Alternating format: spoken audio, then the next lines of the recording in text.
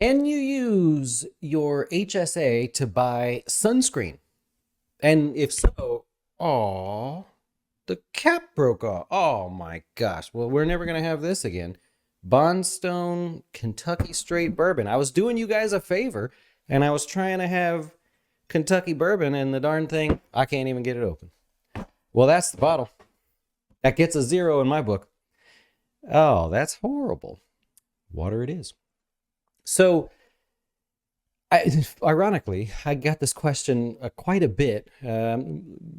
Last feels like yesterday, but last couple weeks, this question kept coming up, and it wasn't always sunscreen. People were saying, "Well, what can I buy with an HSA?" So I want to show you tonight how to determine that, and then, of course, talk through some things there. But make sure that if you're thinking of a particular medicine or product or whatever service, you'll know how to figure out if you can use it. Now, this is important. So I use the example of last year. My wife had a pretty serious foot surgery. It was planned. She didn't have an issue or anything, but it was a planned foot surgery. And it was like on the side of her foot, they had to go in there, and she had 3 extra bones she was not supposed to have. So it was pretty major. And me, I started thinking about it, and I'm like, what if we pay for it? And then I put money in an HSA, and then we just reimburse ourselves for that, and we get the tax deduction. So we started playing around with some different ideas, and I realized that the HSA, not only for her surgery, but for rehabilitation, for the medications, for the bandages and such, wow, we could have quite a surplus where we could just reimburse ourselves tax-free money. Now, I also knew that we likely wouldn't do this for a while. The market was down last year, and it wasn't perfectly at the bottom. This was in August when we finally put the money in the HSA. So the market did go a little lower, but since then has grown. And so now we're able to withdraw money that has grown and not pay tax on it to reimburse ourselves. Well, if you really look into an HSA, there's just about nothing that you can't use the HSA for. And so let's dive into it. The first place you're going to go, I'm going to just go over one definition. I'm not going to read through all this for you, I promise. This is the IRS's website. And we're at publication 502, medical and dental expenses for it. And you want to make sure you look at the current revision of anything you're looking at for the HSA or for anything you're looking up on the IRS site. And the first thing we want to answer is, what are medical expenses? All right. So right here. Okay. So medical expenses first gets defined so that they can tell you what you can use. Medical expenses are the costs of diagnoses, cure, mitigation, treatment, or prevention of disease, and for the purpose of affecting any part of the function of the body. So can you buy sunscreen with your HSA? Absolutely.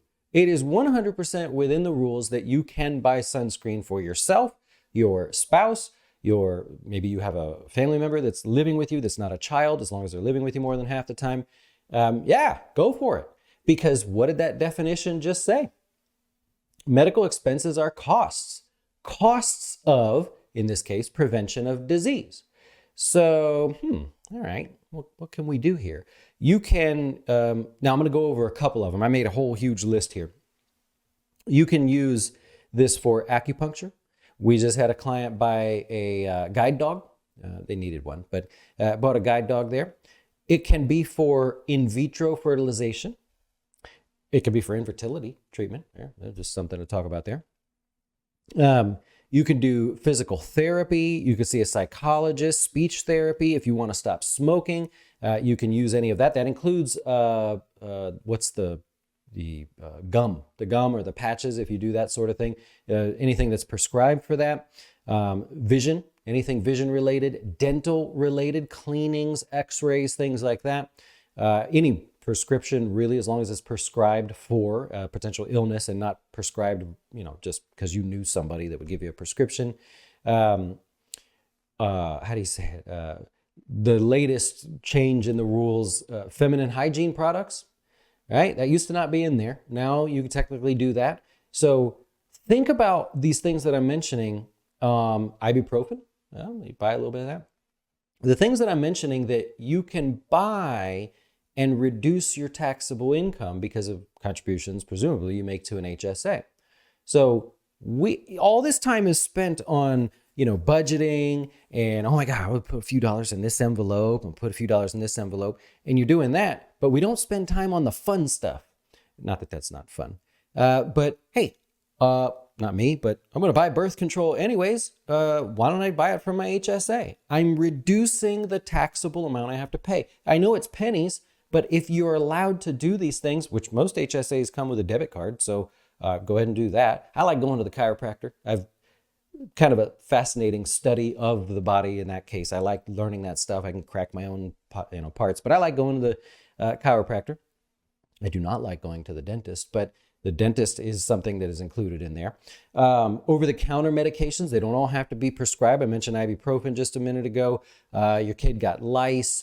You have a bit of an upset stomach, or you don't have a functioning stomach for the moment and you need a laxative, you can use that. If it's the right season, nasal sprays or the drops that you use for that, anything stomach issues there. So you get what I'm saying, right? You can now go to this here. This is the publication 502. And as you go, it tells you, okay, who can use these? I mentioned the qualifying relative there a second ago, but you can come down. Here you go. Medical expenses are includable. Abortion, if that's your thing. Acupuncture.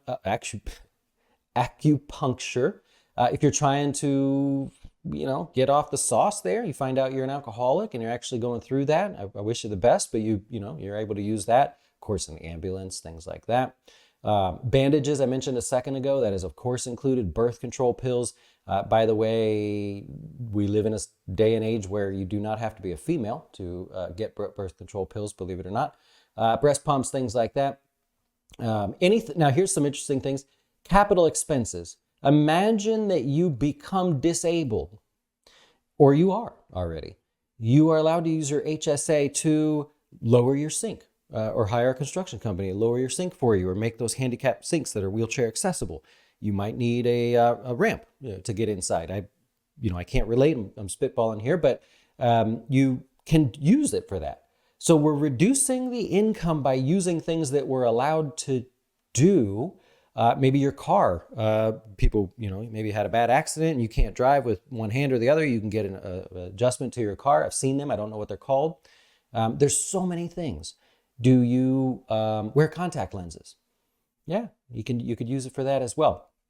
So the moral of tonight's class was not to just give you a rundown of everything. By the way, got to hire a babysitter? You wouldn't think so. You hire a babysitter there. Or if you're fancier and have someone that stays with you, you could do that. The moral of the story was these are little advantages.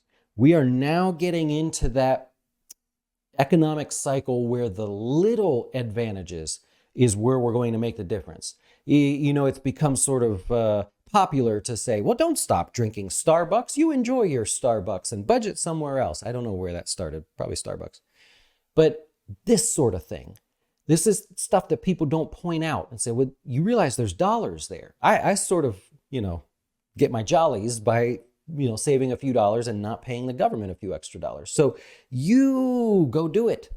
If you have a healthcare plan that is HSA eligible, you know how you tell? You look at your statement, if you don't already know.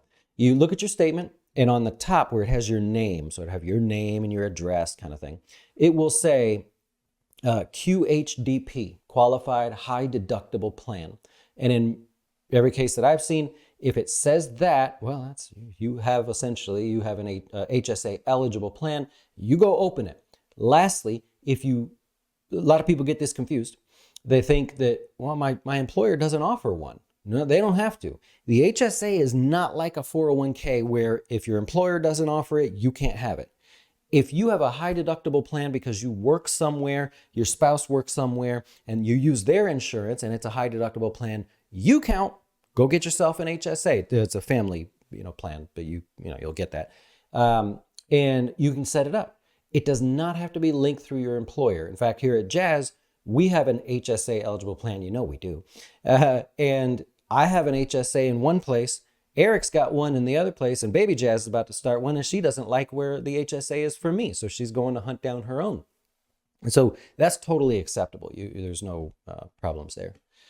Anyways, the moral of the story tonight, Fix it. Get your dough straight with these little things that you're going to do anyways and save a few dollars. And if you don't end up needing the extra pair of contact lenses, the birth control, the sunscreen, whatever it is, the laxative, because you did great and you stopped having the food that does that to you, well, you know what?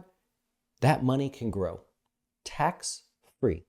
Tax deductible going in, grows tax deferred, comes out tax-free. The triple tax advantage. Super, super cool. Well, I hope that helped. I am going to go punch this thing. That is a cruel, very cruel thing to do, Bondstone. Right? Yeah, Bondstone. If I break it open, we'll try it again on the next class here, but thank you for hanging out with us. And hopefully your advisor is teaching you these things. If they're not, come to the advisor over here. Jazz Wealth, you know what I mean?